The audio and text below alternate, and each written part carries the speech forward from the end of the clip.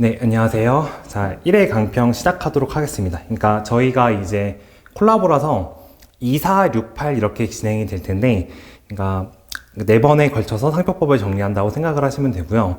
그리고 일단은 그 혹시 앞에 분 들으셨던 분들한테 얘기 들었는지 모르겠지만은 저는 이제 올해 약간 포커싱을 약간 어렵게 내려고 했었어요. 네, 어렵게 내려고 했었는데 그래도 약간 동차분들이 생각보다 되게 많이 들으셔가지고 약간 쉽게 조정을 한 겁니다. 근데 4회를 제가 어떻게 할지는 모르겠는데 제 생각에는 일단 어느 정도로 하려고 했거든요. 그래서 그렇게 생각해 주시면 될 것 같고, 그리고 이제 조금 걱정하실 수 있는 게 그게 일반 실전 GS를 듣고 나면은 이게 8회차를 다 강의를 하잖아요. 그러면은 이제 거기서 중요한 거를 아무래도 먼저 내고서 4회차 콜라보를 할 때 여기서 이제 짱점 문제만 내는 경우가 있어요. 근데 그러니까 그게 왜 그런 거냐면 사람도 이게 책을 넘기면서 어떤 문제 논점을 낼지를 생각을 하잖아요. 근데 그거를 여기서 이제 중요한 걸 다 내버리니까 여기서 낼 게 없어서 너무 어렵거나 짱돌만 내는 경우가 있어요. 근데 저는 좀 아껴놨거든요. 여기서 쓰려고. 그렇기 때문에 여기서의 논점을 좀 보시면 좋을 것 같습니다. 그리고 만약에 그 혹시 종합반이신가요?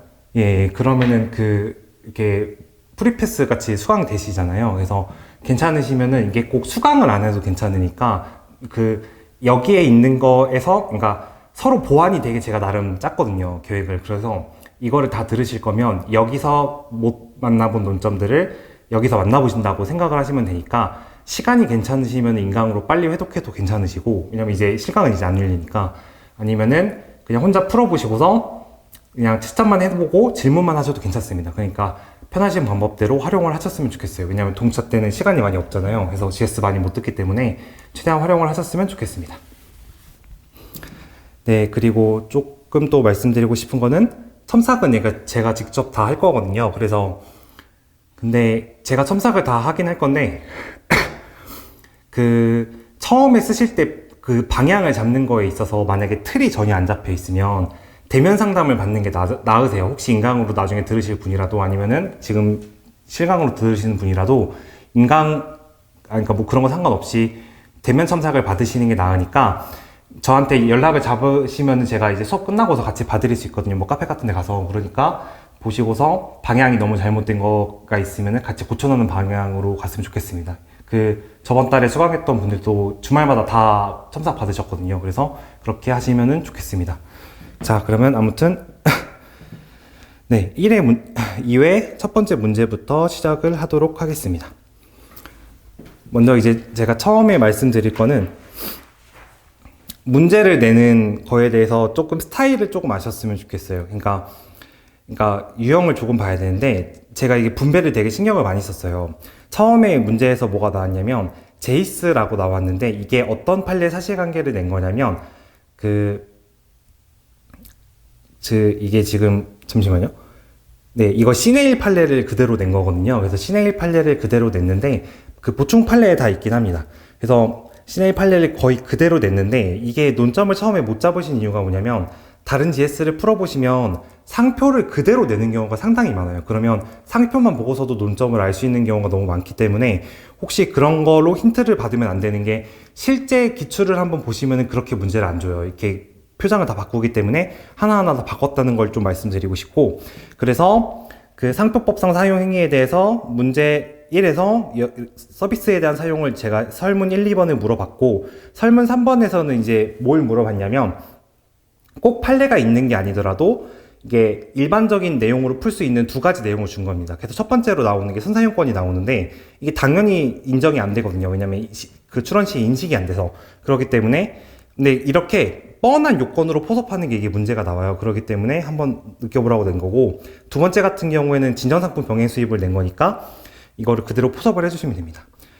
자, 그리고 한 가지 말씀 안 드렸던 게 혹시 만약에 필요하시면 문제를 풀다 보면 자료에다가 이제 다 필기를 하잖아요. 문제 풀 때. 그래서 불편하실 수 있으니까 혹시 만약에 필요하시면 아이패드 같은 데 넣으시라고 제가 자료를 보내드리거든요. 그러니까 따로 말씀해 주시면 제가 수업 끝나고 다 보내드리도록 하겠습니다.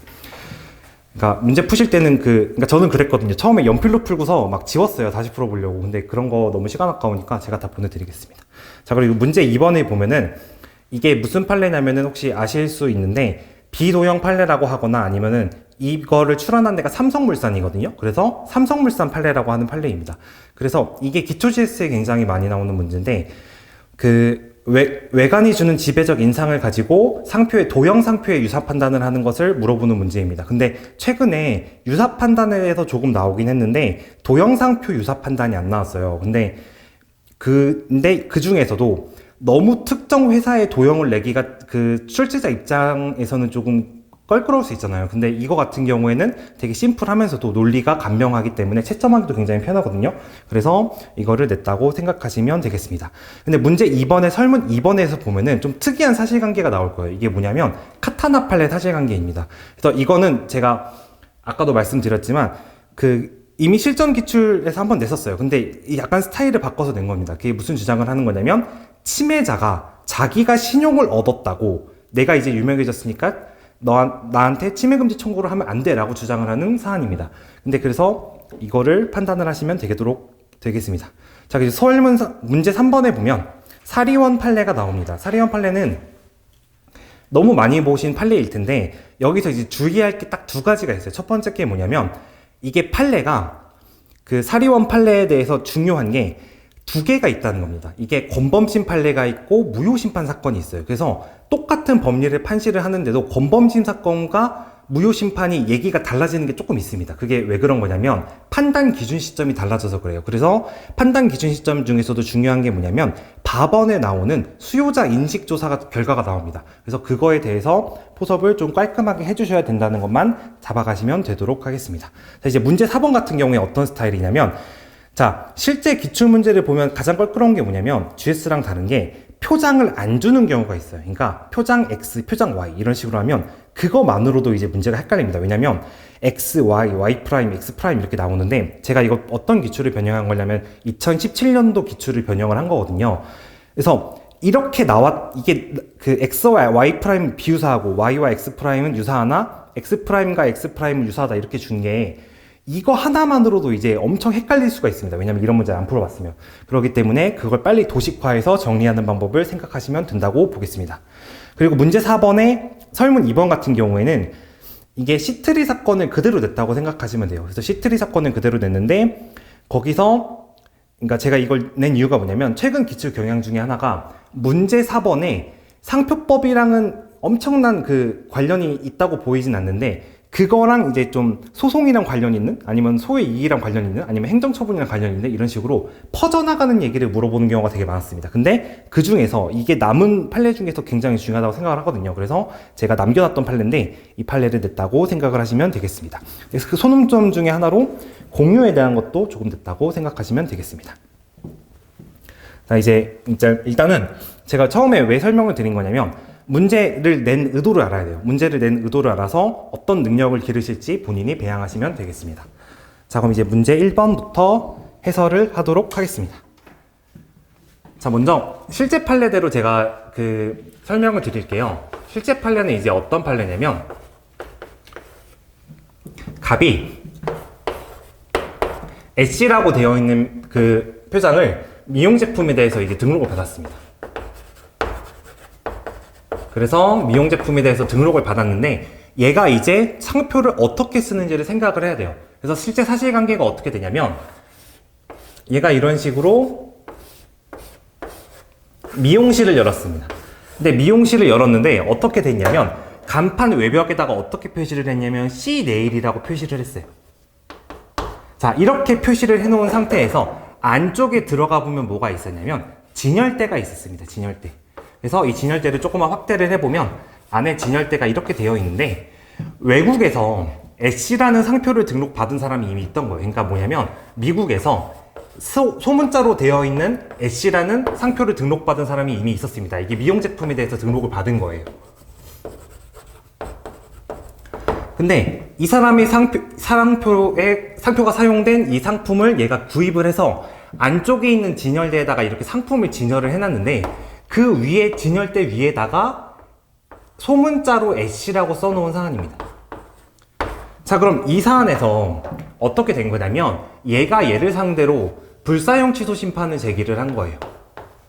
자, 그럼 이렇게 불사용 취소 심판을 제기를 했을 때 중요한 게 이게 기억하실 게 두 개입니다. 외벽에, 그러니까 미용실을 하는 그 네일아트 하는 그곳에 밖에다가 별도의 표장을 두고 있다는 점.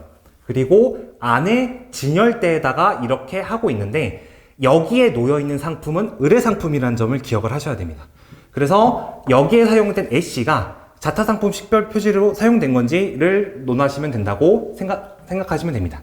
자, 근데 여기서 이제 중요한 게 뭐냐면, 자, 이제 비교할 사안이 조금 있어요. 이제 상표법 판례를 동차시면 아직 많이 안 봤을 수 있는데, 조금만 이제 정리를 한번 해드릴게요. 논리가 조금씩 다릅니다. 이게 비교할 판례 중에서 하나가 뭐가 있냐면, 소니 판례가 있습니다. 소니 판례. 자, 소니 판례는 어떻게 생긴 판례냐면, 그러니까 그 일본에 있는 소니가 이 소니 상표를 등록을 받아놨습니다. 그런데 어떤 애가 국내에서 상표를 사용을 했는데 이렇게 리모컨에다가 상표를 사용을 한 거예요. 근데 그 리모컨에다 상표를 사용할 때 어떻게 사용했냐면 내부에 어떤 회로기판이 있는데 회로기판에다가 이렇게 소니라고 써놓은 겁니다. 그래서 이거는 어떤 사안이냐면 외벽에 있는 것을 뜯지 않고는 내부에 있는 소니 자체를 인식을 할 수가 없는 거였어요. 그러니까 지금 이렇게 안 보이는 사안이었던 겁니다. 그래서 이 사안은 뭐냐면 소니라는 그 상표라는 표시 자체를 인식할 수 없는 사안이었어요. 자, 근데 이제 두 번째로 나오는 사안이 뭐냐면 범랑 냄비 판례가 있습니다. 범랑 냄비. 그래서 참고로 이렇게 사용자가 분해하지 않고는 인식할 수 없다면 상표법에서 말하는 상표라고 할 수 없다라고 해가지고 상표적 사용을 인정을 안 한 사안입니다. 근데 이제 두 번째로 나오는 게 뭐냐면 범랑 냄비 판례가 나옵니다. 자, 이제 범랑 냄비 판례가 뭐냐면 이렇게 동그라미가 되어 있는 접시에다가 끝에다가 이렇게 가지 모양을 이렇게 쭈루룩 도안처럼 내놓은 겁니다. 그러면 얘는 지금 플라스틱 안에 들어있으니까 상표가 인식이 전혀 안 돼가지고 상표적 사용이 아니다라고 했는데 얘는 보이긴 보이잖아요. 이렇게 상표가 눈에 보이긴 보이는데 디자인으로 쓴 건지 상표로 쓴 건지가 애매해가지고 문제가 된 겁니다. 근데 판단을 어떻게 했냐면 표시로 인식은 일단 돼요, 당연히. 근데 119조 1항 3호를 판단할 때는 어떻게 하는 거냐면 그 수요자가 출처 표시로서 사용하려는 의사만 있으면 되고 실제 수요자가 상표로서 인식할 필요는 없다라고 합니다. 그게 무슨 말이냐면 이거를 판매하고 있는 그 사람은 자기 출처 표시로 표시하려고 하긴 한 거예요. 근데 그게 디자인으로 인식되든 말든 상관이 없다는 말입니다. 이게 약간 말이 어려운데 한 번만 다시 정리를 드릴게요. 이거를 차이를 잘 아셔야지 안 헷갈립니다. 자, 한 번만 다시 설명을 드리면 아까 그 접시에다가 이렇게 둥그렇게 해가지고 그림을 그려놓으면 표시된 게 눈에 보이니까 얘랑 다르게 눈에 보이긴 하잖아요. 그러면은 상표법에서 그 상표적 사용을 어떻게 판단하냐면 2조 1항 11호의 표시 행위에 해당하면서 플러스 수요자가 상표에 인식을 해야 된다. 상표로서 인식을 해야 된다. 그래서 기능을 판단을 하거든요. 근데 여기서 표시로서 인식은 되긴 된 건데 수요자들이 상표로서 인식을 안 하는 겁니다. 근데 119조 1항 3호에서 어떻게 하냐면 출처 표시로서 사용하려는 의사면 된다라고 해가지고 상표적 사용을 인정을 한 겁니다. 이렇게 생각을 하시면 돼요. 자, 근데 여기서 이제 이 사안은 조금 다릅니다. 자, 이건 뭐냐면 안에 들어갔을 때 보면 진열대에 애쉬라고 소문자로 써놨죠. 그러면 지금 여기서 애쉬 판례라고 하거나 아니면 시나이 판례라고 하는데 여기 판례에서는 표시로서 인식이 당연히 됩니다. 왜냐면 밖에서 이 상표가 보이기 때문이에요. 자, 근데 수요자들이 이거를 딱 봤을 때 장식으로 볼까요? 아니면 상표로 볼까요? 이거는 이렇게 상품을 쭉 나열해 놓고 위에다가 상표를 박아놨으면, 그러니까 진열대인데 위에다가 상표를 박아놨으면 이거 당연히 상표로서 인식을 하잖아요. 그럼 여기서 이제 문제가 되는 겁니다.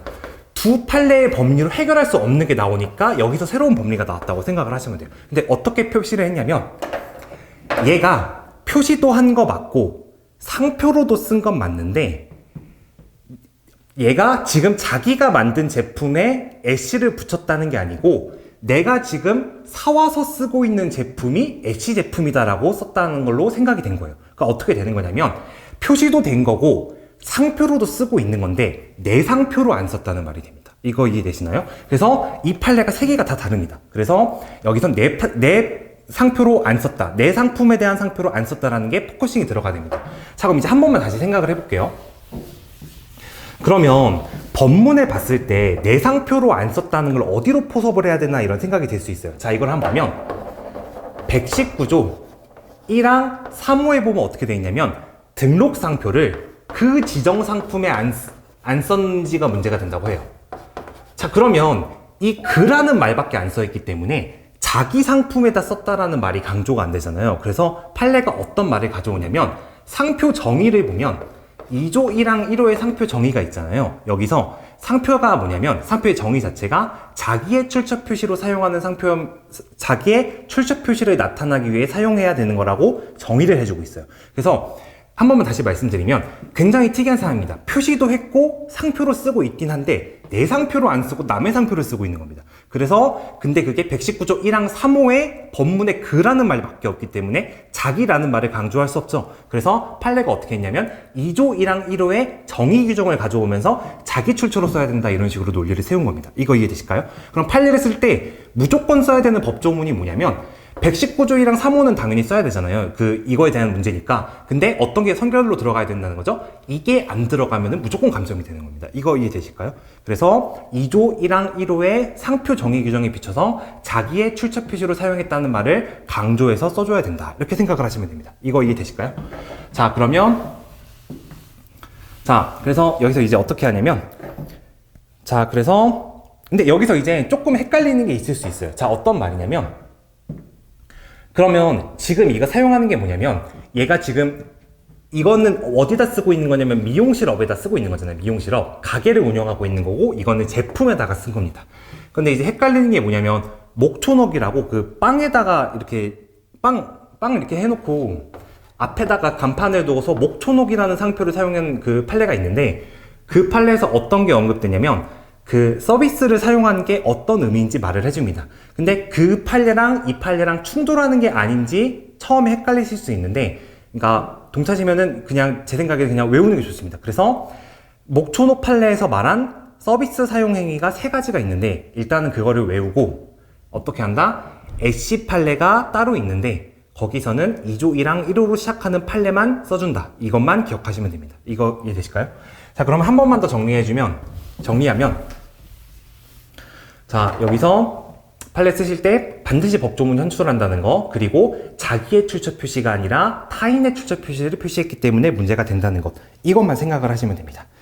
자, 그리고 이제 문제 1번에서 소설문 3번인데 제가 2번이라 썼네요. 소설문 3번을 보시면 자, 등록 상표권이 소멸된 이후에 제이스를 사용하고 있었다고 해요. 그러면은 어떻게 되는 거죠? 출원 전부터 사용했다고 해서 선사용권리가 무조건 존재하는 게 아니고 출원 시에 특정인의 상품 표지로 인식이 되거나 그러니까 인식이 무조건 되어 있어야 되죠. 아니면은 자기의 상호를 사용을 해야 되는데, 그러니까 요건이 보면 99조가 1항과 2항이 있는데 1항이 뭐냐면 부정경쟁 목적 없이 출원 전부터 사용해서 출원 시에 특정인의 출처로 인식이 되어 있을 것, 이렇게 되어 있는 거죠. 근데 2항은 어떻게 되어 있냐면 자기의 상호를 상거래 관행에 따라 부정경쟁 목적 없이 출원 전부터 사용할 것, 이렇게 되어 있습니다. 그럼 둘 다 지금 사안에서는 출원 전부터 쓰고 있기는 쓰고 있는 거니까 이게 만족할 여지가 있어요. 근데 만족할 여지가 있지만 출원 시에 인식도를 획득했다는 사정도 없죠. 그리고 자기의 상호라는 말도 없죠. 얘는 상호가 지금 시네일이잖아요. 그렇기 때문에 두 개가 다 인정이 안 된다고 생각을 하시면 되겠습니다. 이거 이해되실까요? 자, 근데 이렇게도 생각하실 수 있어요. 얘가 지금 아까 생각을 했을 때 한번 잘 생각해 보세요. 여기서 불사용 취소 심판에서 자기 상표를 사용 안 한 거라고 했잖아요. 그쵸? 그렇기 때문에 여기서 출원 전부터 사용한 게 아니라고 논리를 가셔도 됩니다. 이거 이해되실까요? 명백한 판례가 있는 게 아니기 때문에 출원 전부터 쓴 게 아니다라는 논리로 가도 괜찮다는 것만 좀 말씀을 드리겠습니다. 자, 그러면 이제 해설을 좀 보겠습니다. 해설을 보시면 자, 해설은 좀 어떻게 적어야 되는지도 좀 깔끔히 말씀을 드릴게요. 일단은 1페이지 해설을 보시면 맨 처음에 위에 뭐가 있는 거냐면 서설 이렇게 돼 있습니다. 그러니까 지금 뭐냐면 여기서 지금 물어본 건 상표법에서 말하는 서비스에 대해서 단문을 쓰라고 물어본 거잖아요. 어떤 포섭을 물어본 게 아니고. 그러면 이럴 땐 시작을 어떻게 하시냐면 문제의 소재라는 거는 쟁점을 뽑아낼 때 하는 겁니다. 근데 지금 뭐냐면 쟁점을 뽑을 필요가 없고 그냥 단문을 쓰라는 거죠. 그럴 때는 서설로 시작하시고서 적당한 본문 내용을 넣어주시면 됩니다. 근데 서설을 시작을 하실 때 서비스에 관련된 뭔가 관련 내용으로 시작해 주시는 게 좋아요. 그래서 16년도 9월 1일에 개정법이 생겼다는 거를 먼저 말을 해주고, 이 밑에서 나오는 게 뭐냐면 목초록 판례입니다. 제가 공부를 하시기 편하게 대부분은 원문 그대로 넣어드리니까 이거 보시면서 외우시면 됩니다. 먼저 목초록 판례에서 서비스 말할 때 어떻게 하는 거냐면 유형물인 상품은 서비스랑 다르다는 걸 써주시고, 그 뒤에 세 가지 행위가 나온다는데 그거를 하나하나 다 외워주시면 됩니다. 근데 이거를 외우시기 처음에 어려울 수 있는데, 그러니까 서비스에 관한 하고서 뒤에 부분은 일반 상표랑 똑같고, 나머지를 어떻게 외우는 거냐면 서비스 제공 시 수요자 이용에 공유되는 물건, 그러니까 서비스 제공 시 수요자한테 관련된 물건 정도로만 생각을 하시면 됩니다. 그거 가지고 표시하고 제공하고 전시하고 이렇게 한다고 생각을 하시면 되겠습니다. 그래서 이거는 그냥 사실 암기 영역이고요. 자, 그래서 설문 2번에 가보면 소니 판례가 나오는데, 이게 판례가 제가 아까 말씀드렸지만 다르다는 걸 말씀을 드렸어요. 소니 판례, 범랑림이 판례, 애쉬 판례가 법리가 다르다는 걸 생각하시면 됩니다. 자, 그럼 이제 여기서 이제 한 가지 또 뭘 드렸냐면, 그 불사용 취소 심판을 청구한 게 갑이나 을이 아니고 제3자 병이라고 제가 따로 드렸어요.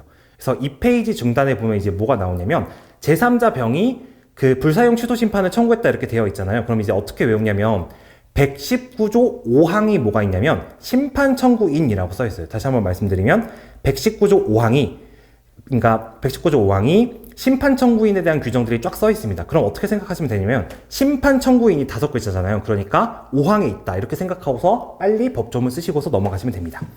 자, 그리고 이 페이지 밑에를 보시면 뭐가 있냐면, 자, BK 헤어라는 게 있어요. 근데 여기서 주의하실 게 뭐냐면 BK 헤어라는 표장이 있고, 그러니까 여기서 앞에다 써놓은 게 아까는 지금의 BK 헤어죠. 그리고 안에다가는 제시를 써놨는데, 그 분명히 형식적으로 봤을 때 갑이 사용한 표장이 2개가 있다는 걸 주의를 하셔야 됩니다. 그래서 BK 헤어는 당연히 동일하지 않은 거니까 안 써도 되는 거 아닌가요? 이렇게 생각하실 수 있는데, 당연한 내용도 포섭을 하는 게 저희가 시험을 보는 거잖아요. 그러니까 반드시 포섭을 해주셔야 됩니다.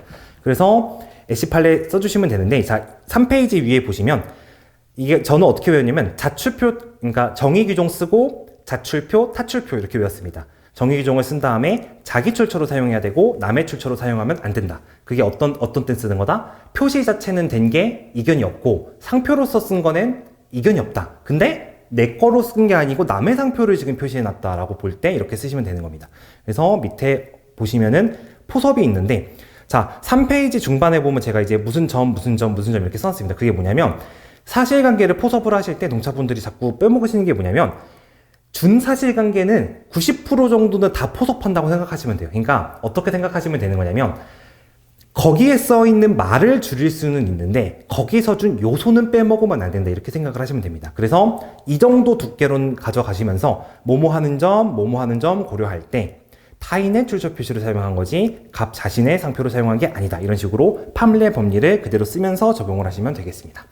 자, 이제 문제 3번에 보면 이제 보시면은 이제 99조 1항과 2항 모두 문제되니까 그거 포섭을 해주시면 되고요. 자, 그 설문 2번에 보면 진정상품 병행 수입이 나와요. 그래서 진정상품 병행 수입에 대해서 3가지 요건이 나오는 거를 그대로 포섭을 해주시면 되겠습니다. 자, 그리고 참고로 말씀드리면 설문 2에서 제가 질문을 어떻게 드렸냐면 주장 1과 주장 2의 타당성만을 물어봤습니다. 근데 이거를 생각을 하실 게 주장 1과 주장 2의 타당성을 물어봤지만 지금 이게 침해 판단을 하려고 물어보는 거잖아요. 그래서 5페이지 하단에 제가 어떻게 써놨냐면 플러스 알파로 진정상품 병행 수입을 주장하면 침해가 부정될 거라는 거를 결론도 넣어뒀습니다. 이렇게 여유가 되시면 물어본 것 이외에도 당연한 결론은 조금 써주시면 좋습니다. 그리고 좀 강조드리고 싶은 게 그 저번 달에도 시점할 때 자꾸 느꼈는데 문제 끝날 때 끝이라고 써야 돼요. 그게 그 답안지 맨 첫 페이지에 보면 답안지 형식에 대해서 써 있는데 문제가 끝날 때마다 끝이라고 적은 거고 맨 마지막 끝났을 때 이하 여백이라고 적는 겁니다. 근데 그걸 섞어서 하시는 분이 계속 계셔서 끝이라는 거 넣어주셨으면 좋겠다고 제가 말씀을 드렸습니다. 자, 여기서 이거 문제 2번 이게 GS로 적중률가 이게 나왔는데 이거 문제 4번에 대한 겁니다. 제가 여기 편집하다가 이쪽에 들어갔는데 5페이지 하단에 작은 줄로 들어간 거 이거 지우시면 되고 제가 마지막 문제에 넣었다고 생각을 하시면 되겠습니다. 자, 이제 그 다음에 비도형 판례에 대해서 가겠습니다.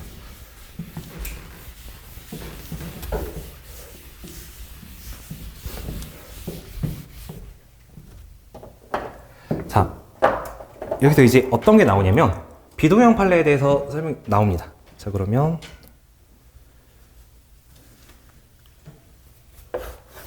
자, 여기서 갑이 지금 출원한 상표가 어떻게 생겼냐면 이렇게 오각형으로 생긴 곳에다가 중앙에서 조금 오른쪽 부분에 위에 조금 작게 아래 조금 크게 해서 생긴 상표인 겁니다.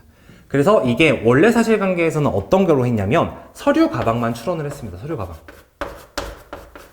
자, 그런 다음에 이걸 이제 저희가 출원한 상표고 A가 이게 출원이란 뜻입니다. 그런데 이제 선출원 상표가 뭐가 있었냐면 여기가 이렇게 생겨서 사각형이긴 한데 중앙에서 조금 오른쪽에 위에 조금 작게 창문이 하나 있고 아래 조금 작게 아래 조금 크게 창문이 있는 식으로 선등호 상표가 있던 겁니다. 자, 그러면 이거를 봤을 때 유사 판단이 일단 문제가 되는 거예요. 그래서 이거 처음에 어떻게 생각을 하셔야 되는 거냐면 가장 먼저 생각을 하실 게 뭐냐면 표장을 봤을 때 유사 판단을 하라고 하면 내가 지금 어떤 상표의 유사 판단을 하고 있는 건지 종류를 스캔을 하셔야 됩니다. 지금 뭐냐면 문제가 나왔을 때 이게 습관적으로 캐치하지 마시고 그러니까 뭐 입체 상표인지 아니면은 도형 상표인지 아니면은 문자 상표인지 이런 식으로 판단을 하셔야 됩니다. 그러면 저희가 지금 이 문제를 줬다는 것 자체로 어떤 걸 생각하실 수 있냐면 도형 상표의 유사 판단을 물어본 겁니다. 자, 그러면 도형 상표의 유사 판단이 어떻게 될지를 이제 먼저 생각을 해보는 거예요. 자, 먼저 이제 조금 자세히 설명을 해드릴게요. 지금 자세히 설명해드리면 어떻게 되는 거냐면 법문에, 상표법 법문에 도형 상표라고 해서 유사 판단을 달리 해야 된다는 법조문이 있을까요? 그런 법조문은 없죠. 그러면 어떻게 생각해야 되냐면 도형 상표든 아니면 그냥 상표든 당연히 원래 말했던 기준을 그대로 따라가야 됩니다. 그럼 원래 말했던 기준이 뭐냐면 외관칭호 관념을 보라는 거예요. 자, 여기까지 이해되시죠? 그럼 외관칭호 관념을 봐야 됩니다. 자, 그런데 여기서 왜 갑자기 도형 상표의 유사 판단을 할 때는 외관이 주는 지배적 인상을 기초로 판단하는지가 갑자기 의문이 들 수 있어요. 왜냐면 예외 규정이 없는데도 불구하고 왜 그러냐는 거예요. 자, 그럼 이제 이걸 한 번만 생각을 해보시면 자, 예를 들어서 문자 상표로 이렇게 나이키라고 둡니다. 그러면 문자를 쓰는 순간 여기에 외관이 생기죠. 그럼 당연히 외관이 있는 겁니다. 그리고 문자는 소리가 있기 때문에 당연히 읽을 수 있어서 칭호도 생겨요. 그리고 그 칭호가 의미를 가질 때는 당연히 관념도 생기죠. 그렇기 때문에 문자 상표를 비교를 할 땐 당연히 외관도 생기고 칭호도 생기고 관념도 생깁니다. 일반적으로. 그런데 도형 상표 같은 경우에 어떻게 되는 거냐면 그러니까 이거는 물론 B라는 걸로 저희가 인식할 수 있다는 말을 줘서 그렇지 만약에 그런 말을 전혀 안 줬다면 그냥 도형이라고 생각을 할 수가 있죠. 그러면 얘네들은 추출해낼 요소가 외관 칭호 관념이 다 생기는 게 아니고 외관만 강하게 생기고 칭호나 관념을 읽을 수 없는 경우가 생깁니다. 이거 이해되실까요? 그러니까 한 번만 다시 말씀드리면 어떻게 되는 거냐면 자, 이건 아실 수 있는데 약간 모른다고 한번 생각을 하시고 이런 마크가 있잖아요. 그러면 이거는 딱 보자마자 나이키라고 읽을 수 있죠. 그리고 뭐 니케 여신이라든가 해서 관념이 떠오르죠. 근데 물론 이게 수시라는 말이 유명하긴 한데 그걸 모른다고 치면 외관은 있는데 읽거나 관념을 할 수가 없잖아요. 그쵸? 이해되시죠? 그렇기 때문에 도형 상표의 특이한 점은 외관 칭호 관념 중에서 이거 자체가 없는 경우가 많고 그렇기 때문에 이게 강한 인상을 준다는 겁니다. 이거 이해되실까요? 그럼 도형 상표는 뭐로 시작해야 되죠? 외관 칭호 관념이 중요하다는 말을 한 다음에 그러니까 그걸로 고려한다는 말을 한 다음에 칭호나 관념이 원래 떠올릴 수가 없죠. 그렇기 때문에 외관이 주는 지배적 인상이 가장 중요하다 이런 식으로 가는 겁니다. 이거 이해되실까요? 자, 그러면 자, 이걸 한번 생각을 해볼게요. 자, 예를 들어서 도형 상표는 중요한 게 뭐가 있는 거냐면 외관의 특징이 중요합니다. 자, 외관은 어떤 게 중요한 거냐면 예를 들어서 나이키라고 누가 써놓고 다른 쪽에다가 마이크라고 써놓으면 사실 이거 봤을 때 수많은 이 상표를 이루는 획 중에서 이거 하나 더 들어간 것 뿐인데 말이 완전 달라지니까 상표가 헷갈리지 않을 가능성이 높아지잖아요. 이거 이해되시죠?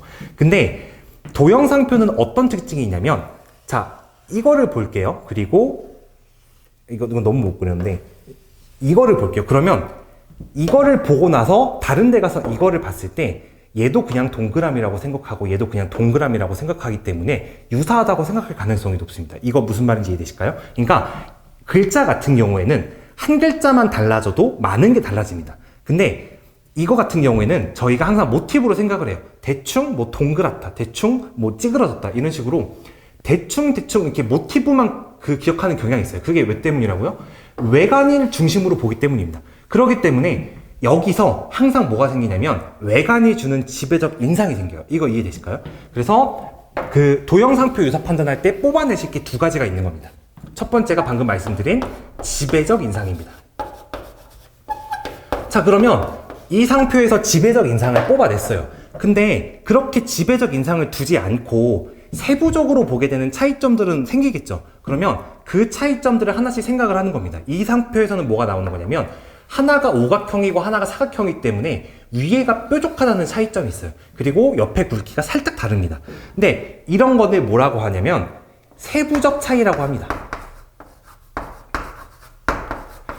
근데 도형상표의 경우에는 그래서 어떻게 판단하는 거냐면 이 지배적 인상을 판단을 하고 이 세부적 차이는 어떻게 치는 거냐면 이격적 관찰로는 쉽게 파악하기 어렵다 이렇게 쳐내는 겁니다. 자, 한 번만 다시 말씀해 드리면 여기서 주는 지배적 인상을 쭈루룩 포섭을 하신 다음에 얘네 둘이 가지는 차이점을 서술을 해주시고 그런 차이점은 이격적 관찰로는 쉽게 파악이 어렵다라고 해서 정리를 해주시면 되겠습니다. 그럼 이게 어떻게 되는 거냐면 대부분의 경우에 그러니까 지금 그러니까 대법원에서 나왔던 도형 유사 판단 중에서는 이쪽이 강한 게 많아요. 지배적 인상은 비슷한 게 많아요. 왜냐면 그래야지 대법원까지 가는 경우가 많기 때문에. 그럼 어떻게 포섭하시면 되는 거냐면 지배적 인상은 이러이러한 점이 유사하다. 근데 잘 보면은 세부적 차이가 이러이러한 점이 있는데 그거는 별거 아니다. 이런 식으로 쉽게 파악하기 어렵다고 넘어주는 거예요. 그런 다음에 결론으로 그러기 때문에 동일 유사한 상품을 사용하면 오인 혼동 우려가 있어서 유사한 상표이다. 이런 식으로 포섭을 하시면 되겠습니다. 자, 그래서 이렇게 포섭을 하시면 됩니다. 자, 그러면 이제 이 사안에서만 조금 더 정리를 해드리면 자, 여기서 이제 정리를 해드리면 얘는 지금 어떤 거로 했냐면 그러니까 실제 사안은 그냥 서류 가방이었어요. 근데 제가 지금 문제를 조금 어렵게 내려고 서류 가방이랑 뭘 추가했냐면 만년필을 추가를 했습니다. 자, 이 만년필을 추가했고 여기 가방이 있습니다. 그래서 얘가 선등록 상표권자고 얘가 지금 출원을 했을 때 얘가 할 수 있는 조치에 대해서 논하시오 이렇게 제가 문제를 줬거든요. 그럼 어떻게 생각하시면 되냐면 이걸로 이거를 죽일 수 있겠죠. 그럼 그게 뭐냐면 34조 1항 7호로 죽일 수 있습니다. 왜냐면 상표가 유사하고 상품이 유사하기 때문이에요. 하지만 얘는 죽일 수 없죠. 그래서 얘는 해당되지 않습니다. 근데 이거를 죽일 때 얘가 어떻게 말을 해야 되냐면 두 가지 조치를 취할 수 있습니다. 정보 제공을 할 수가 있고 이의 신청을 할 수 있죠. 그래서 이렇게 대응을 하시면 되는데 만년필이 등록이 남는 게 문제가 있습니다. 근데 올해 개정됐죠. 2023년 2월 4일자로 어떤 제도가 들어왔냐면 부분 거절 제도가 들어왔습니다. 자, 그러면 어떻게 쓰셔야 되는 거냐면 새로운 제도가 들어왔을 때는 항상 시행 연도를 써주시고 그러니까 시행 연도는 어떻게 쓰는 거냐면 법조문을 펴보시면 연도가 있는데 거기에서 얼마 후에 시행한다 이런 말이 있어요. 그러면 그 찾아보시면은 이게 2월 3일 기준으로 되어 있거든요. 그러면은 이거를 연도를 넘겨보면은 1일을 하나 더 더해야 되기 때문에 2월 4일이 시행이 됩니다. 그래서 이게 언제 적용이 되는 거냐면 개정법 말씀드리면 2월 4일 이후에 출원이 되면 적용이 되는 거예요. 출원. 등록 기준이 아니고 이후에 출원이 되면 되는 겁니다. 그래서 지금 사안은 적용이 되죠. 그래서 원래 같은 경우에는 얘를 등록받기 위해서 얘를 삭제했어야 되는데 그럴 필요 없이 가만히 놔두면 얘가 등록이 됩니다. 근데 이거는 개정법이 만약에 출제가 되면 어떻게 생각하셔야 되냐면 항상 연도를 쓰시고 취지를 써주셔야 돼요. 근데 이거는 어떤 거를 위한 거냐면 그러니까 대기업 같은 경우에는 이거 만약에 이것만 등록 못 받고 이건 등록받을 수 있다면 알아서 삭제 보정해가지고 할 거 아니에요. 로펌에 맡기니까. 근데 민간 소상공인들이 그러기가 어렵죠. 그렇기 때문에 영세 상인을 보호하기 위함이다 이런 취지가 있어요. 이게 어디 나오냐면 그 특허청에서 뿌린 그 상표법 보도자료에 있습니다. 그래서 그 취지를 잘 살리셔가지고 영세상인 보호 위함이다 이런 식으로 취지를 키워드 박아주시면 되겠습니다. 자, 그러면 자, 그 다음에 이제 뒤가 나옵니다. 여기가 이제 어려운데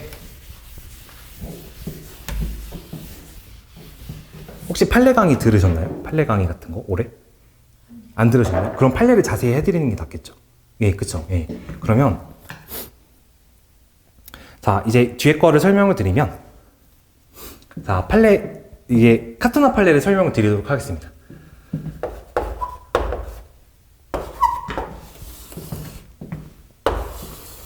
자, 이제 카타나 판례 사실관계가 어떤 게 나오는 거냐면, 이게 미기출된 건데 굉장히 중요해요. 그러니까 잘 들어두시면 됩니다.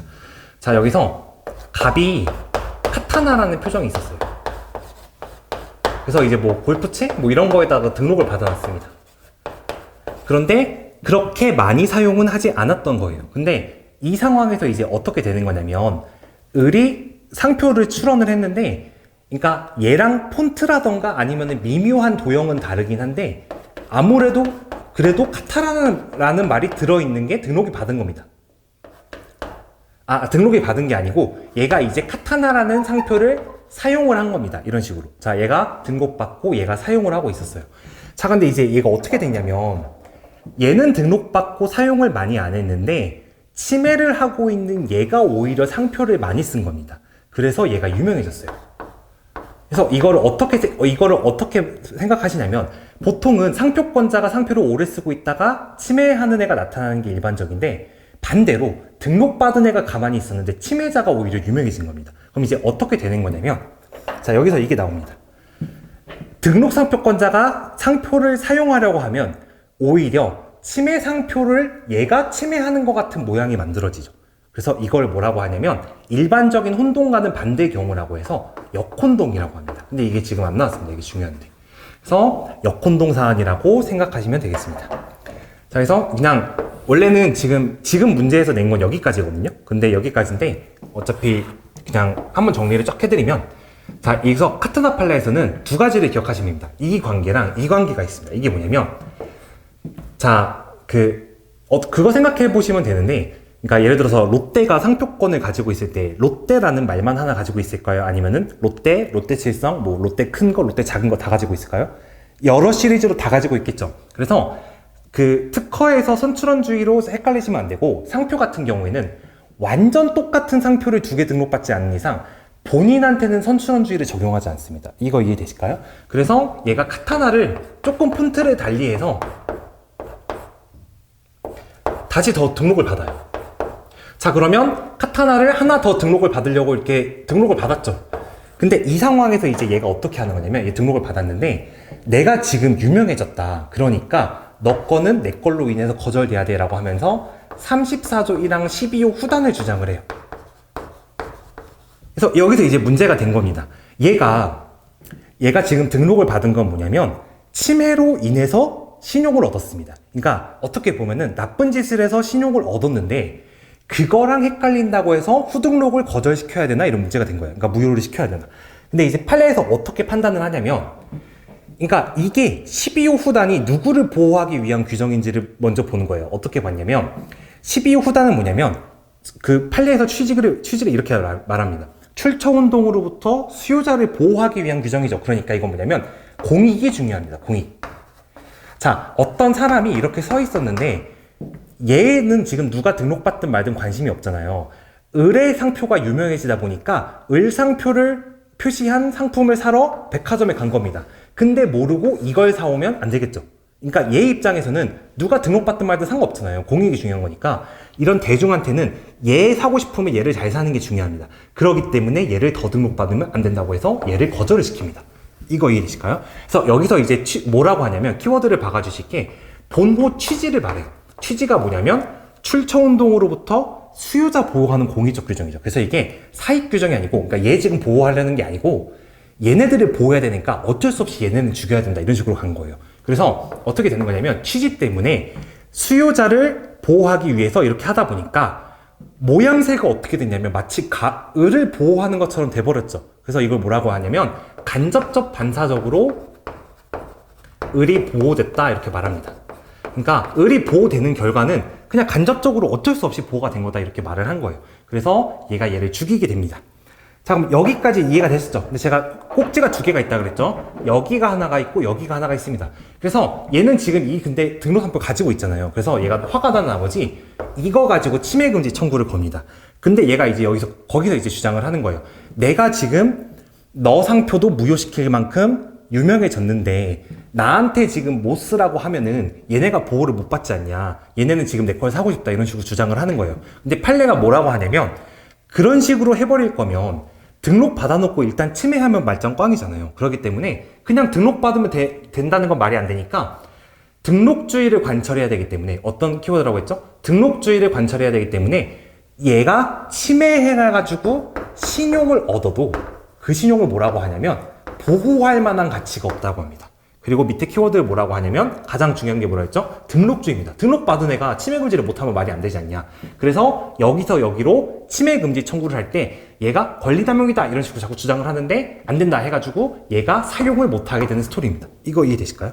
그래서 이게 되게 어렵죠? 그래서 논점이 여기도 있고 여기도 있어요. 그래서 제가 실전에서 이쪽을 냈고 지금 여기서 이쪽 냈다고 생각하시면 됩니다. 그래서 이거를 쭉 정리하시면 됩니다. 자, 그러면 문제를 같이 보면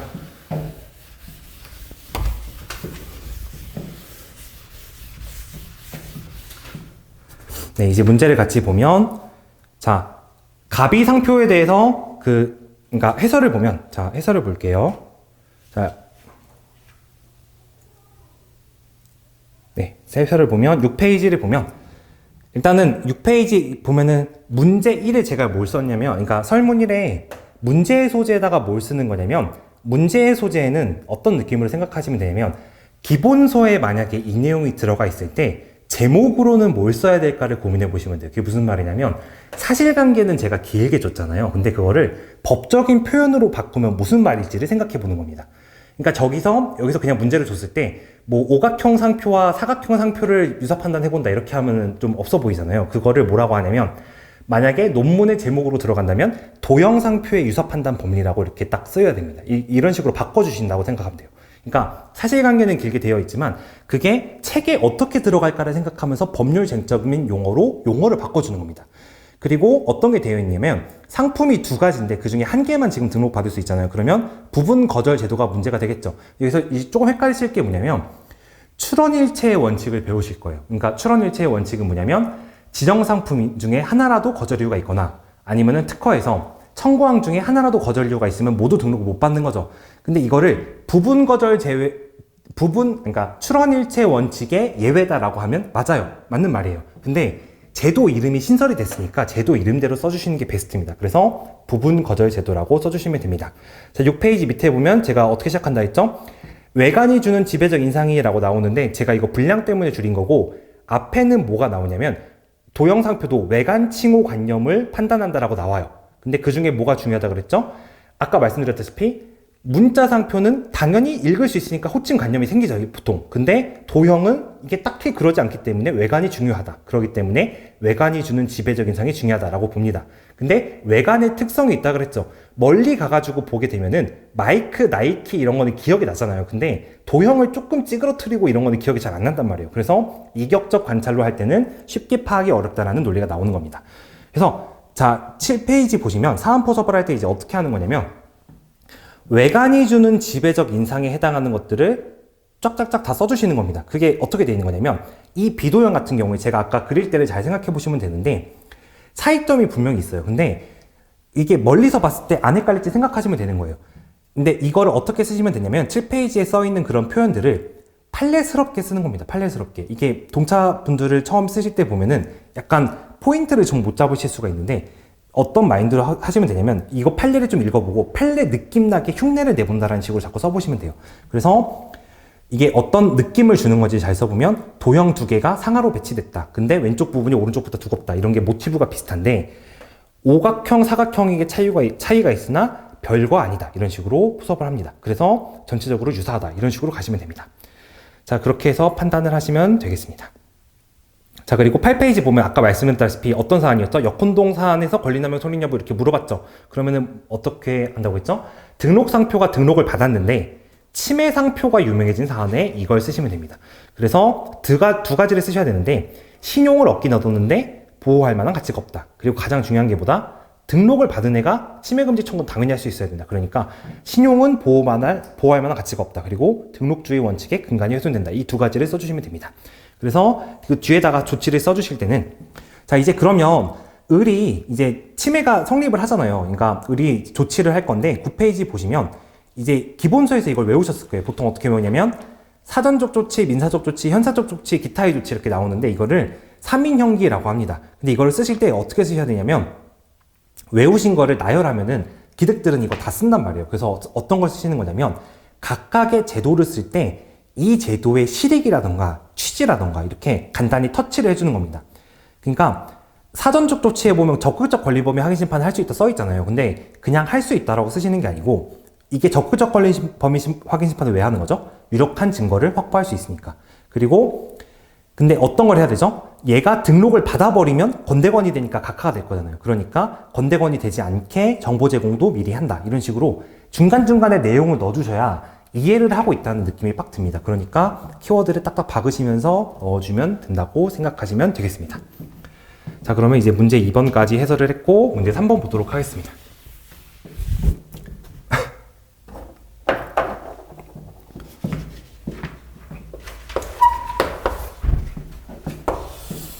자, 이제 여기는 이제 나온 게 뭐냐면 사리원 면허 판례입니다. 이것도 중요한데 지금 안 나왔습니다. 자, 여기서 이제 어떻게 되냐면 얘가 사리원 면옥이라는 어떤 가게를 운영하고 있었냐면 냉면집을 운영하고 있었어요. 냉면 뭐 전문업 이런 거 운영을 하고 있었습니다. 그렇게 이제 운영을 하고 있다가 그 1990년대에 얘가 이제 출원을 합니다. 그래서 사리원 면옥 이렇게 해가지고 그래서 냉면 전문점업 그래서 출원을 했다 이렇게 생각을 하시면 돼요. 자, 그런 다음에 얘가 갱신 등록을 해가지고 계속 상표권이 이어지고 있었는데 여기서 이제 한 명이 끼어들었다고 생각을 하면 됩니다. 그래서 얘가 어떻게 끼어들었냐면 자, 이쯤에서 끼어들어서 얘가 이제 뭐라고 쓰려고 하냐면 사리원 불고기를 쓰려고 하는 거예요. 근데 불고기는 일단 냉면 자체는 아니잖아요. 그래서 이게 뭐냐면 한식점업입니다. 한식점. 자, 그럼 이 상황에서 이제 어떤 게 문제가 되는 거냐면 분쟁이 2개 있다는 걸 먼저 기억을 하셔야 돼요. 그러니까 이런 거 보실 때는 굵은 판례가 2개 있는 거니까 2개는 기억을 하시는 게 좋습니다. 그래서 어떤 게 있는 거냐면 얘가 너 죽고 나 죽자라는 식으로 어떻게 하는 거냐면 자기는 지금 출원 등록을 못 받았으니까 얘한테 무효심판을 거는 거예요. 근데 무효심판을 걸 때 어떤 이유로 거냐면 33조 1항 4호로 겁니다. 그래서 현저한 사리원 면옥이라는 게 이 사리원 부분이라는 게 현저한 지리적 명칭에 해당하고 면옥이라는 건 냉면업에 말하는 뭐 보통 명칭 내지 성질 표시에 해당하잖아요. 그러니까 전체적으로 식별력이 없으니까 현저한 지리적 명칭만으로 된 상표에 해당해서 번호 거절 이유 무효 사유에 해당한다 이런 식으로 무효 심판을 청구를 한 거예요. 자, 그럼 이제 그 다음에 어떻게 되냐면 자, 그럼 이제 얘도 이제 화가 나잖아요. 그래서 화가 나서 어떻게 하냐면 권리범위 확인 심판을 청구합니다. 그래서 권리범위 확인 심판을 청구할 때 여기서는 또 이제 뭐가 문제가 되는 거냐면 얘가 확인 대상 표장이 되었을 때 90조 1항 4호를 보면 그 현저한 지리적 명칭에는 그 상표권 효력이 미치지 않는다고 되어 있잖아요. 그렇기 때문에 여기서 논점이 뭐가 되는 거냐면 90조 1항 4호가 논점됐다고 생각을 하시면 됩니다. 자, 이 상태에서 이제 논점을 볼게요. 자, 얘가 이제 그럼 이제 무효심판을 청구를 했잖아요. 자, 그럼 이제 판단을 할 때 어떤 중요한 사실관계가 있냐면 제가 문제에서 드린 사실관계가 여기서 그대로 나왔는데요. 조금만 요약을 해드리면 일단 사리원은 북한 황해도에 위치한 지역 명칭이고 이거 그냥 거의 외울 정도로 많이 보시면 됩니다. 그러니까 진짜 외우라는 건 아니고 많이 보셔서 익숙하게 하면 됩니다. 교과서에도 있고 뭐 포털 사이트에도 있고 이런 식으로 사리원이 꽤나 유명한 증거가 있던 거예요. 근데 여기서 이제 중요한 게 뭐 있냐면 얘가 지금 이때 등록을 받았는데 분쟁이 생긴 게 지금 2010년대거든요. 이게 지금 2010년대 판례인데 2010년도에 분쟁이 생겼기 때문에 이때 인식도를 조사한 결과가 남아있지가 않잖아요. 그래서 갑과 을이 막 조사를 해서 내는데 그걸 어떤 거 내는 거냐면 2010년대의 인식도 조사를 합니다. 자, 근데 이게 판단이 어떻게 됐냐면 2010년대에 이제 20대에서 60대 사이의 사람들을 조사를 한 거예요. 근데 이걸 왜 그렇게 한 거냐면 지금이 2010년대죠. 그러니까 이때 기준으로. 그러면 이게 한 20년 전이란 말이에요. 그러면 이 정도 나이대 사람들을 조사를 해보면 이때를 기준으로는 0세부터 40대잖아요. 그러니까 얘네가 알고 있는지 모르고 있는지는 이때 주요 수요자들에 대한 인식을 조사하는 거랑 마찬가지다 이런 식으로 주장을 하면서 이때 조사를 한 거예요. 이거 이해되실까요? 그래서 얘가 조사를 한 다음에 이제 어떻게 됐냐면 조사 결과가 이렇게 나옵니다. 생각보다 인식도가, 그러니까 처음에 무효심판 사건에서의 그 원심에서 특허법원 원심에 판단하니까 생각보다 인식도가 낮게 나온 거예요. 이거 이해되실까요? 그래서 그 특허법원이 이렇게 판단합니다. 물론 판단을 할 때 인식도는, 그러니까 어떤 상표를 33조 1항 4호에 해당하는지 판단하려면 판단 기준 시점이 등록 여부 결정 시여야 되잖아요. 그래서 이때의 인식도를 판단하면 좋긴 좋은데 지금 그렇게 할 수 없으니까 인식도 조사를 하긴 했다. 근데 이때의 인식도랑 이때의 인식도랑 차이가 있을 수 있긴 하지만 지금 보니까 이때 인식도도 낮다는 거예요. 그래서 인식도가 되게 낮은데 지금 인터넷이 발달했으니까 정보가 과잉해져가지고 아마 이때보다는 이때가 높을 텐데 지금도 낮으니까 그때는 더 낮았을 것이다 이런 식으로 특허법원이 판단합니다. 이거 이해되실까요? 근데 이거를 이제 어떻게 깼냐면 그런 식으로 마음대로 판단하면 안 된다는 거예요. 20년 동안 있었던 일을 여기서 인식도가 어떻게 바뀌었는지도 모르는데 이때 조사 가지고 이때를 판단하면 안 된다고 합니다. 그래서 사건이 두 개라고 했어요. 무효심판 사건에서 사리원 면허 판례를 어떻게 판단을 하냐면 일단은 이거를 반드시 넣어주셔야 됩니다. 그래서 현저한 지리적 명칭에 해당하는지는 등록 여부 결정 시를 기준으로 판단한다라는 거를 원칙을 다시 한번 세워줘요. 사실 생각해보면 당연한 내용인데 얘가 지금 그걸 약간 비틀어가지고 지금 인식도가 이러면 옛날에는 어땠을 것이다 이런 식으로 넘어가면서 생각을 했죠. 근데 그런 식으로 하면 절대 안 된다는 거예요. 인식도 조사는 무조건 이때를 기준으로 해야 된다는 겁니다. 이게 반영한다는 보장이 없기 때문에. 그래서 얘가 이때를 기준으로 해가지고 어떤 것들을 봐야 되냐면 교과서, 언론보도, 설문조사 등을 말했습니다. 그게 여기 나온 것들이에요. 그래서 그걸 뭐라고 하냐면 수요자 인식에 영향을 줄 수 있는 모든 상황을 종합적으로 판단해야 된다. 그래서 판례 구조가 이렇게 나옵니다. 자, 이거 보시면, 자, 기준 시기가 언제라고 그랬죠? 등록 여부 결정 시를 기준으로 수요자한테 영향을 줄 수 있는 모든 걸 봐야 되는데 그게 뭐다? 교과서, 언론 보도, 설문조사 등. 이거는 예시니까 다 쓰실 필요는 없습니다. 등, 포인트가 뭐다? 수요자 인식에 영향이 있는 건 다 찾아가지고 판단해야 된다. 이런 식으로 판단을 한 거예요. 자, 그래서 결론적으로 대법원은 어떻게 판단했냐면 그런 인식도 조사를 빼고 나면 교과서도 막 다 써있고 언론 보도에서도 자주 보도된 지역이거든요. 그렇기 때문에 사리원 면옥이라는 그 지역 자체는 현저한 지리적 명칭으로 인정이 됩니다. 그러면 현저한 지리적 명칭이 인정이 되면 뭐가 되는 거죠? 이 상표가 날아가는 겁니다. 이거 이해되실까요? 근데 그와 제가 지금 이렇게 나눠서 써놓긴 했는데 이게 지금 사건이 동시에 가고 있는 거거든요. 그러니까 얘가 날아간 다음이면 권범심을 청구를 못 하잖아요. 근데 지금 사건이 동시에 가고 있어가지고 얘도 판단을 받긴 받았습니다. 그럼 이제 어떻게 해야 되죠? 얘가 지금 동시에 가고 있기 때문에 아직은 안 죽은 상태로 생각하고 권범심 판단을 해주긴 해줬는데 아까 말씀드렸다시피 사리원이 현저한 지리적 명칭이니까 이게 효력 제한이 되잖아요. 그러면 사리원 면옥이랑 불곡이랑 비교를 해봤자 유사하다고 나올 수가 없죠. 이건 요구가 아니기 때문에. 그래서 여기서도 권범심 청구하는 것마저 기각이 뜹니다. 그러니까 누가 이긴 거냐면 얘가 이긴 거예요. 그러니까 이때는 현저한 지리적 명칭으로 볼 거기 때문에 얘가 무효가 되고 이쪽은 현저한 지리적 명칭이기 때문에 권범심은 기각되고 이런 식으로 된다고 생각을 하시면 됩니다. 자, 그래서 근데 여기서 이제 포인트가 하나가 있는데 자, 이거를 생각을 해보셔야 돼요. 34조 1항 4호에서 현저한 지리적 명칭 판단하는 방법과 90조 1항 4호에서 현저한 지리적 명칭 판단하는 방법은 같을까요? 다를까요? 라는 질문을 받으면 갑자기 헷갈릴 수가 있어요. 말은 똑같은데 다르지 않을까? 근데 여기서 어떻게 했냐면 똑같이 판단합니다. 똑같이 판단한다는 거예요. 근데 여기서 중요한 게 하나가 있습니다. 권리범위 확인 심판은 지금 내 분쟁을 판단하는 거죠. 근데 무효 심판은 옛날 등록이 적당했는지를 보는 거죠. 그래서 한 가지 차이점이 생기는데 무효 심판은 이때를 기준으로 판단하는 게 맞아요. 1990년대. 근데 권범심은 지금 일어났으면 지금 기준으로 판단하는 겁니다. 이거 이해되실까요? 그러면 현저한 지리적 명칭인지도 2010년대 기준으로 봐야 된다는 겁니다. 이거 이해되시죠? 근데도 불구하고 여기서 판단을 어떻게 하냐면 그 수요자 인식조사 결과를 반대로 해석을 해요. 그래서 이 정도면 높다라고 판단을 해줘서 현저한 지리적 명칭으로 인정을 해줍니다. 그러니까 한 번만 다시 말씀드리면 무효 심판 사건에서 현저한 지리적 명칭 판단하는 게 이때이죠. 왜냐면 등록 여부 결정시 기준으로 해야 되기 때문에. 근데 권범심에서 효력 제한 판단하는 건 심결시 기준으로 해야 되니까 이때를 기준으로 해야 되는 거예요. 이거 이해되시죠?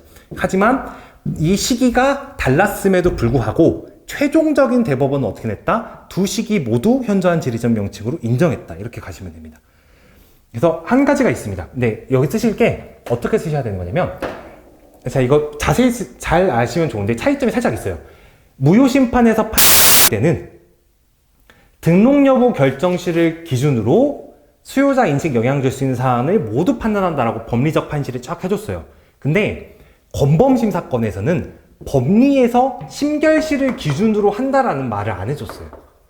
이거 이해되실까요? 근데 당연한 거죠. 그래서 사안 포섭에서는 자기도 그냥 심결시로 하고 있습니다. 잘 보면. 이거 이해되시죠? 그래서 조금만 차이 말씀드리면, 한 번만 더 말씀드리면, 이게 무효심판 사건 쓸 때 어떻게 쓴다? 판례의 태도를 쓸 때 등록 여부 결정시를 기준으로 했다, 이런 식으로 쭉 쓰시면 되고, 권범심 사건에서는 심결시 기준으로 했다는 말을 굳이 쓰지는 않으셔도 되고, 사안 포섭에서만 녹아도 된다, 이렇게 생각하시면 됩니다. 이게 혹시 헷갈리시면 지금 답안을 같이 보면 이해가 되실 거예요. 자, 그래서 이거를 이제 해설을 보면, 네, 이제 10페이지에 보면 사리원 판례가 있습니다. 그래서 맨 위에 뭐라고 써놨냐면, 사리원 판례는 뭐가 있다? 등록무효, 권범심 둘 다 현저한 지리적 명칭이 문제가 된 게 두 개가 있다. 이것만 기억하시면 되고요.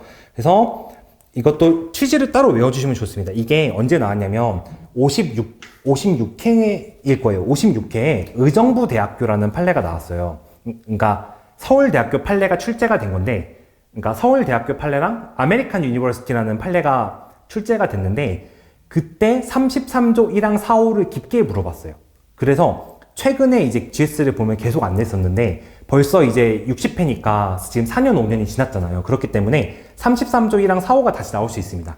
근데 판례가 말할 때 33조 1항 4호는 취지를 이렇게 좀 특별하게 써줘요. 근데 이게 큰 의미가 있는 건 아니고 그냥 일반적인 그 의미인데 그냥 말을 외워주시면 좋아요. 그래서 저는 현주식 걔도 그렇게 외웠습니다. 그래서 여기에 나오는 판례들이 그 사리원 판례 나온 거 제가 쭉 쓴 겁니다. 그래서 10페이지 맨 밑에 보면 등록 여부 결정시를 기준으로 해가지고 판단한다는 걸 써놨습니다. 그래서 11페이지처럼 하나하나 제가 써놓은 거 사안 포섭 짧게 해도 좋으니까 터치는 전부 하면서 써주시면 됩니다. 그래서 33조 1항 4호 해당한다 이렇게 써주시면 됩니다. 자, 그리고 12페이지 보면 제가 이제 설명을 하나를 안 해드렸는데, 얘가 지금 근데 생각을 해보면 얘가 지금 권범심을 청구한 거잖아요. 실제로는 지금 제가 이렇게 쓰느라고 같이 쓴 거지, 원래 이렇게 같이 가가지고 심결 날짜는 같았거든요. 묶어서 판단을 하느라고. 이거 이해되시죠? 그러면 그때는 이게 지금 아직 살아있잖아요. 그럼 그 상황에서 이제 어떻게 된 거냐면, 얘가 얘한테 권범심을 청구하면 뉴발란스 판례에서 나온 법리가 하나 나옵니다. 그게 뭐냐면, 얘가 어차피 무효 심판 돼가지고 무효로 될 거면 딱 봐도 무효로 될 게 뻔한데 그거를 왜 권리범위 확인 심판을 판단할 필요가 있냐, 심결 각하해버리자라는 뉴발란스 판례에서의 그게 나옵니다. 그게 뭐냐면 전압 판례에서 별개 의견으로 말하는 겁니다. 그런데 그거를 반박하는 논리가 뭐냐면, 그러면 모든 권리범위 심판 다 청구됐을 때 하나하나 무효 사유 있는지 다 봐야 되잖아요. 그래서 키워드 가장 중요한 게 뭐냐면 과도한 심리 부담이 가장 키워드입니다. 그래서 거기 있는 것처럼 무효 사유가 명백하다 그래서 심결 각하를 할 게 아니다, 이런 식으로 판단을 해주시면 되겠습니다. 자, 그러면 그것만 넣어주시고 뒤에 건 효력 제한 사유는 똑같이 판단을 해주시면 되겠습니다. 자, 이제 문제 4번은 조금 사실 어려운데, 자, 이제 문제 4번이 아까 말씀드린 57회로 기출문제가 나왔던 그 기출문제를 제가 살짝 바꾼 겁니다. 그래서 한 번만 조금 설명을 드리면, 근데 문제가 좀 어려워요, 이건.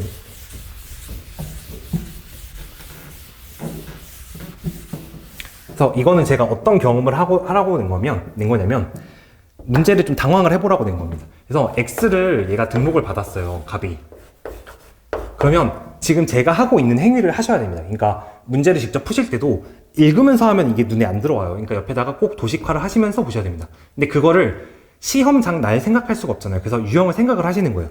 그러니까 한 번만 좀 강조를 드리면, 그러니까 문제 3번 같은 사리원 판례가 만약에 나왔어요. 그러니까 GS를 보통 2개 정도 들으셨으면 그 실제 시험장에 가보면 한두 문제는 무조건 GS랑 거의 똑같은 게 나와요. 이게 그게 왜 그런 거냐면 생각보다 이게 낼 문제가 많이 없습니다. 상표법은 원래 그래요.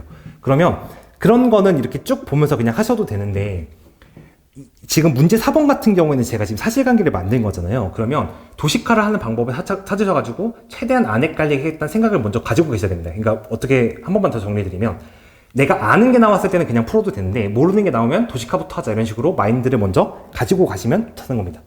그래서 X'을 이렇게 사용을 했어요. 그래서 이게 유명해진 겁니다. 자, 그럼 이 상황에서 을이 여기 이렇게 있습니다. 그래서 을이 갑을이 여기 있죠. 갑을이 여기 있고, 여기서 병이 있습니다. 병. 그래서 병은 어떻게 되냐면 이거를 등록받고 이거를 사용하고 있던 거예요. 이거 이해되실까요? 자, 그럼 이 상태에서 침해금지 청구가 왔다는 겁니다. 침해금지 청구. 그러면 이거를 등록받은 걸 기준으로 얘를 침해금지 청구를 했겠죠.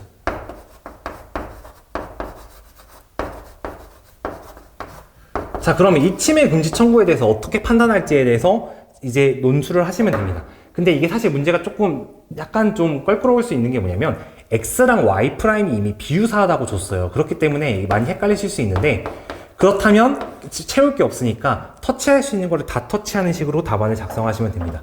자, 첫 번째로 보죠. 얘가 지금 등록을 받고서 얘한테 지금 침해금지를 하고 있는데 상표가 이미 X와 Y' 비유사하다고 줬죠. 그러면 이거 생각하실 때 어떻게 생각해야 되냐면, 얘가 지금 어떤 마인드를 갖고 있는지 생각을 하시면 돼요. 얘가 지금 자기가 유명해졌기 때문에 권리 범위가 유사 범위보다 넓을 수 있다라고 생각을 하고 있는 겁니다. 그럼 어떤 논점이 나오냐면, 저명 상표를 취득하면, 그러니까 상표가 저명해지면 권리 범위가 유사 범위보다 넓어지느냐로 논점이 가는 겁니다. 그래서 저명 상표 권리 범위 논점이 나와요. 근데 그 논점을 생각은 할 수는 있는데 별로 중요하지 않은 이유가 뭐냐면, 지금 상표가 유명해진 건 X'이 유명해진 건지 X 자체가 유명해진 게 아니죠. 그렇기 때문에 이 논점은 쓸긴 쓸 수 있는데 중요한 논점이 아니게 됩니다. 자, 그리고 이제 또 문제가 되는 게 뭐냐면, 얘 입장에선 등록 상표를 등록을 받아놨는데 누가 나한테 침해금지 청구를 했잖아요. 그러면 이제 어떤 논점을 생각할 수 있냐면, 내가 상표권을 등록받았으니까 상표를 마음대로 쓸 수 있어 라는 생각을 할 수 있습니다. 그럼 그게 뭐냐면 데이터 팩토리 판례를 생각할 수 있어요. 근데 데이터 팩토리 판례도 정확히 말하면 적용이 안 되는 이유가 뭐냐면, 자, 이거 한 번만 생각을 해볼게요. 데이터 팩토리 판례는 어떤 판례냐면, 내가 상표권을 등록을 받은 상태에서 누가 나한테 침해금지 청구를 하면 이게 남의 상표를 무효시키든 말든가 나는 일단 침해가 아니다라는 주장은 허용되지 않는다는 거예요. 근데 그게 판례 처음에 나오는 부분이 뭐냐면 89조가 나옵니다. 89조. 상표법 89조가 뭐냐면 자기 상표는 자기가 쓸 수 있어요 라는 말이 나옵니다. 근데 여기서 주요할 게 뭐냐면, 얘가 지금 등록받은 건 Y 자체지 Y' 아니잖아요. 근데 Y를 등록받고 Y'을 쓰는 데는 애초에 이게 나올 여지가 없죠. 그렇기 때문에 데이터 팩토리 판례를 자세히 쓰시면 안 되는 겁니다. 이거 이해되실까요? 그러니까 데이터 팩토리 판례는 원래 그러니까 데이터 팩토리 판례를 자세히 쓰는 경우는 뭐냐면, 얘가 Y를 등록받고 Y를 사용하고 있을 때는 데이터 팩토리 판례를 자세히 쓰시는 건데, 등록받은 거랑 애초에 다르게 쓰고 있으면 지금 이거 권리가 있든 없든 어차피 결론에 영향을 안 주죠. 그렇기 때문에 자세히 쓰실 필요가 없다는 생각을 가지시면 됩니다. 자, 이런 식으로 해가지고 판단하시면 되는데, 자, 그러면 얘도 뭔가 화가 나니까 조치를 취할 수 있잖아요. 그럼 얘가 취할 수 있는 조치가 뭐가 있냐면, 얘가 지금 등록을 받아놓고 등록받은 대로 안 썼다라는 사안을 뽑아내셔야 됩니다. 등록받은 대로 안 썼다. 그러면 상표권자가 등록받은 대로 안 썼으면 등록 상표를 안 쓴 거죠. 그런 경우에는 119조 1항 3호가 문제가 될 수 있습니다. 자기 등록 상표를 안 썼으니까. 근데 범위가 뭐죠? 등록 상표 자체를 쓰거나 아니면 사회통념상 동일한 걸 쓰면 여기에 포함될 텐데, 지금 그 범위가 아니니까 너 등록 상표 안 썼지? 라고 주장을 할 수 있습니다. 또 하나가 뭐가 있는 거냐면, 상표권자가 등록받고 등록받은 범위가 아니고 유사 범위를 쓰고 있는 거죠. 그렇기 때문에 추가로 1항 1호까지 문제가 될 수 있습니다. 그래서 이 두 가지가 문제가 된다고 생각하시면 됩니다. 이거 이해되실까요? 근데 여기서 이것도 많이 생각을 해보셔야 돼요. 그러니까 어떤 생각이냐면, 얘가 얘한테 대처할 수 있는 상황을 보고 싶으면 얘 상표에 대한 무효 사유나 취소 사유를 봐야 되잖아요. 근데 무효 사유 중에서 33호 1항을 볼 수 없는 이유가 뭐냐면, 표장을 안 주면 33조 1항은 판단할 수 없습니다. 이거 잘 생각해 보시면 상표의 보통 명칭인지 관용 표장인지 성질 표시인지 지리적 명칭인지 다 뭘 봐야 되죠? 상표를 직접 뜯어봐야 되는 거죠. 그렇기 때문에 유형이 이렇게 나왔을 때는 그게 문제가 되기가 힘듭니다. 그걸 생각을 하셔야 돼요. 그래서 무효 사유 중에서 33조 1항 안 되고, 그리고 34조 1항에 관련된 것들은 대부분 뭐냐면 이 앞에 상표가 있거나 다른 상표가 유명해졌어야지 이게 적용이 돼요. 근데 그런 사정도 없기 때문에 이게 안 된다는 생각이 바로 드셔야 됩니다. 그러니까 이 문제는 뭘 물어볼 수밖에 없다? 취소 사유 물어볼 수밖에 없다. 그래서 등록 상표 그대로 안 썼으니까 이 두 개가 문제가 되겠구나. 이런 식으로 머릿속에서 쫙 스캔을 하시면 됩니다. 이게 처음에 어려운데 문제를 많이 풀면서 이거 자꾸 훈련을 하시면 돼요. 그래서 이거를 정리를 하시면 되겠습니다.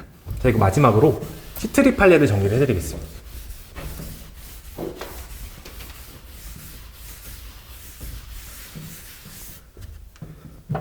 자, 이제 시트리 판례는 어떤 판례냐면,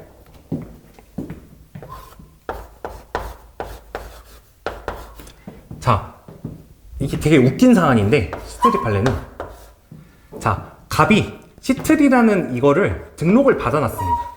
근데 옆에 을이 있던 거예요. 그리고 얘는 병이 있었습니다. 근데 이게 왜 그러냐면, 어떤 분쟁이 있었는데, 거기에 얘가 뭐 보조참가인으로 참가한 거나 이래서, 지금 얘가 누구한테 심판 청구를 해야 되는지를 헷갈린 겁니다. 그래서 제3자 병이 상표권자가 얘임에도 불구하고 얘한테 이 상표를 1이라 할게요. 상표 1. 얘한테 상표 1을 취소하라는 취소 심판을 청구를 해버립니다. 근데 얘는 당연히 자기 상표 아니니까 대응을 안 할 거잖아요. 그래서 심판 그쪽에서 어떻게 됐냐면 얘가 주장이 타당하다고 해가지고 갑자기 얘가 얘한테 청구했는데도 불구하고 이 상표 1로 얘가 착각을 했는데 그 심판원이 모른 거예요. 그래서 이거를 무효를 시킵니다. 실제로 취소를. 그래서 얘가 지금 어이가 없잖아요. 그래서 얘가 어떻게 되는 거냐면, 아니 지금 내 상표가 적법한 상표인데 왜 맘대로 그 취소를 시키나요 하고서 심판원한테 따집니다. 그러니까 걔가 뭐라 그러냐면, 지금 이게 분쟁이 이미 심결이 나버려가지고 일이 너무 꼬이니까, 그러니까 얘네가 가지고 있던 시트리랑 비슷한 다른 상표가 있었던 거예요. 그러니까 폰트가 조금 다른. 그래서 이거를 너가 가져가라. 이런 식으로 부적법한 이상한 그 대안을 세웁니다. 그래서 얘가 이걸 가지고 있다가 이건 안 되겠다 싶어가지고 찜찜해가지고 이거를 존속기간이 지났어요. 그러니까 부적법하게 소멸이 됐잖아요. 그러니까 한 번만 다시 써드리면 부적법한 소멸 등록이 됐죠. 저 시트리가. 그래서 무슨 등록인지가 중요합니다. 자, 부적법한 소멸 등록이 됐어요. 그런 다음에 이제 어떻게 되는 거냐면 얘가 이거를 상표법, 그러니까 특허법 등록령 27조를 보면 그 부적법하게 되어 있는 그 소멸 등록되어 있는 걸 회복 등록 시켜주라고 하는 게 있어요. 회복 등록. 그래서 근데 대법원이 어떻게 판단했냐면 얘가 이거를 회복 등록을 청구한 다음에 존속기간을 갱신 청구를 했거든요, 갑이. 근데 그거를 존속기간이 이미 끝났어 하면서 반려를 시켜버립니다. 이거 이해되실까요? 무슨 말이냐면, 자, 여기서 등록이 3개 나온다 이렇게 기억하시면 됩니다. 자, 다시 한번 말씀드리면 시트리 판례는 등록이 3개 나온다. 이거를 머릿속에 외우시면 됩니다. 그래서 이 앞에 뭐가 있는 거냐면 상표권이 발생하려면 상표 등록이 있어야 되잖아요. 설정 등록. 그래서 상표권은 상표 등록이 있으면 발생을 했죠. 그래서 얘가 이렇게 상표권이 이렇게 쭉 가고 있습니다. 근데 그러다가 갑자기 부적법하게 말이 안 되게 남한테 청구를 했는데도 불구하고 예상표가 소멸 등록이 됐어요. 근데도 불구하고 잠깐 그 존속기간 멈춰줄게 라는 게 없다는 겁니다. 그래서 상표 등록이 되면 상표권이 발생을 했죠. 그리고 부적법한 승물 등록이 있든 말든 존속기간은 진행한다. 이렇게 나갑니다. 그리고 나중에 얘가 잘못된 걸 알아가지고 회복 등록을 신청해서 그냥 그대로 나간다 이렇게 가는 겁니다. 그래서 이렇게 나가다가 10년째 되는 어느 날에 이미 죽은 거예요. 그러면 얘가 이때 지나가지고 갱신 등이라고 하면 뭐가 되죠? 상표권이 소멸했는데도 불구하고 갱신해달라는 거니까 완전 부적법하죠. 그렇기 때문에 반려를 하는 게 되는 겁니다. 그래서 여기서 논점이 이렇게 이거 시트리 판례 외우실 때 말을 그냥 다 외우지 마시고 이 틀을 외우시면 돼요. 등록이 몇 개다? 상표 등록, 소멸 등록, 회복 등록 3개인데 이거를 머릿속에서 생각하시면 돼요. 상표 등록되면은 상표권 발생하고 소멸 등록돼도 존속기간 영향 없고 회복 등록돼도 존속기간 영향 없다. 그러므로 반려가 된다. 이렇게 생각하시면 돼요. 그런데 그 다음에 이제 어떻게 보면 되는 거냐면 논점이 두 가지가 나와요. 첫 번째가 방금 말씀드린 거예요. 등록 세 가지를 쓰면 됩니다. 상표 설정 등록, 소멸 등록, 회복 등록. 그래서 존속기간 영향 없다 이거 쓰시고 여기서 얘가 억울한 게 하나가 있잖아요. 얘가 지금 자기가 잘못한 게 아니고 심판원 측에서 지금 잘못해가지고 이상한 신결해서 얘가 헷갈려서 그런 거죠. 근데 그게 신의 측에 반하지 않는다는 걸 한 거예요. 그게 왜 그런 거냐면 행정청이 어떤 일을 했을 때 특허청장 입장에서 한 게 아니고 그냥 심판원에 있는 심판장 한 명이 그렇게 한 거잖아요. 임의대로. 그렇기 때문에 내가 지금 나라가 얘를 속인 게 아니기 때문에 신의 측 위반은 아니다 이렇게 말합니다. 그래서 두 가지 써주시면 됩니다. 등록에 대한 세 가지 써주시고 신의 측 위반은 아니다. 이렇게 두 가지 논점을 써주시면 되는 게 시트리 판례라고 생각해 주시면 되겠습니다. 자, 그러면 문제 4번 해설 보도록 하겠습니다. 자, 이제 문제 4번 해설을 보면, 자, 14페이지에 있는 거는 쫙 써주시면 되고, 아니죠. 네, 문제 4번이, 네, 14페이지에 있는 거 쭉 써주시면 되고, 자, 15페이지부터 보면은, 일단 갱신법이 하나가 있죠. 갑을이 등록을 받았는데, 갑만 갱신 신청을 하니까 이게 공유자 중 1인이 할 수 있냐, 이 논점이 됩니다. 근데 그거는 법조문을 잘 써주시면 돼요. 근데 아까도 말씀드렸지만, 개정법이 나왔을 때는 뭘 써준다고 했죠? 취지를 써주시면 됩니다. 취지가 뭐냐면 공유자 중 일부가 소재가 불분명하거나 일부가 악의일 때 그거를 해결할 수 있도록 하기 위해서 이거를 개정했다. 이런 식으로 취지 써주시면 돼요. 그리고 16페이지 보면 제가 아까 말씀드린 대로 등록이 세 가지 나온다 이렇게 생각하시면 돼요. 상표권 등록이 되면은 상표권 발생했어. 그리고 소멸 등록이 돼도 효력인 영향이 없고 그대로 진행해. 그 다음에 회복 등록이 돼도 마찬가지다. 이렇게 세 가지 등록을 틀로 써가지고 써주시면은 안 빼놓고 쓸 수 있습니다. 그리고 심판간에 부적절한 의견 표명이 있더라도 신의 측 반하는 거 아니다. 이렇게 판례가 두 가지 꼭지 나온다고 생각해 주시면 되고, 그래서 갱신 신청 거부한 거 타당하다. 이렇게 가시면 됩니다. 자, 그러면 여기까지 판례사 받고, 그 보충 자료 있으시죠? 그 판례 자료 보시면 되겠습니다. 자, 보시면 이게 맨 1페이지에 있는 건 뭐냐면, 목초록 판례가 있습니다. 이게 한번 읽어보셨을 수 있는데, 서비스에 대한 그 기본서 내용을 보시면 거기에 그 서비스에 대한 사용이 무엇인지 나오는 겁니다. 그러면 세 가지가 있다고 기억을 하시면 돼요. 그래서 이거를 쭉 외우시면 되고, 자, 이 페이지에 보면은 테디베어 판례라는 게 있는데, 자, 이거 위에다가 조금만 써주시면 좋은데, 아까 SC 판례, 시네일 판례 있죠? 시네일 판례. 바로 다음에 나오는 건데, 시네일 판례 법리 사용 이렇게 나옵니다. 그러니까 그러니까 여기서 제가 강평을 드리는 이유는 사실 이거를 어떤 그 법을 공부할 때 혼자 하셔도 다 돼요. 근데 포인트를 모르니까 빨리 잡으려고 하는 거잖아요. 그래서 포인트만 말씀을 드리면 여기서도 그냥 외우시면 됩니다. 같이 하시면서 애쉬 판례에서, 그러니까 시네일 판례에서 뭐가 나오는 거냐면 2조 1항 1호로 정의 규정이 나오고, 근데 여기는 왜 2조 1항 2호냐면 국법이라서 그래요. 2조 1항 1호 쓰시면 됩니다. 지금은. 그래서 정의 규정 나오고 자출표, 타출표를 쓰면 된다. 자기 출처 표시로 사용되지 남의 출처 표시로 쓰면 안 된다. 그래서 테디베어 판례에서 그 법리를 인용해요. 그러니까 지금 판례가 두 가지가 있는 겁니다. 뭐가 있다 그랬죠? 아까 애쉬 판례, 그러니까 시네일 판례가 그거죠. 오늘 문제 됐던 거. 그게 있고 최근에 이 판례가 나왔습니다. 그래서 아까 제가 그게 중요하다고 한 이유가 뭐죠? 그러니까 원래도 중요한 판례였는데 계속 미기출되고 있었는데 그거를 인용한 판례가 한 번 더 나왔습니다. 그러니까 이게 나올만 하겠죠. 그래서 좀 중요하다고 찍어드립니다.